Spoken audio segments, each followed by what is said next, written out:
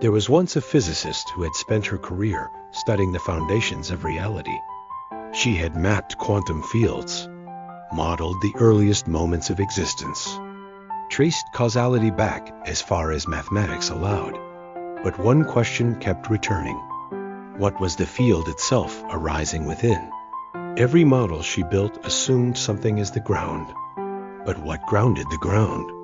Every boundary she proposed required something beyond it. Every limit implied something further. The question had no answer within the framework she was using.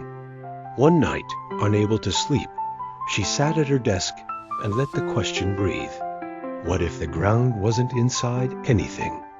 What if, instead of looking for a container, she had been asking the wrong question entirely? She wrote 3 lines on a piece of paper. Any boundary requires a container. Any container shifts the problem outward. Therefore, the ground must be boundless. She stared at those lines for a long time. Not boundless as in very large. Boundless as in the absence of any limitation whatsoever. And something shifted. If the ground was truly boundless, then time and space weren't its container. They were patterns arising within it. Side effects of change.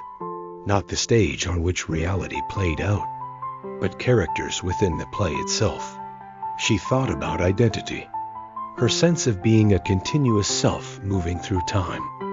If time was a pattern rather than a container, then her identity was also a pattern, arising within something that had no edges, temporary, coherent, real as a process, but not permanent.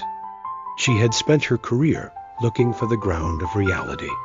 The ground had no boundary defined, not because it was very large, but because boundlessness was its nature.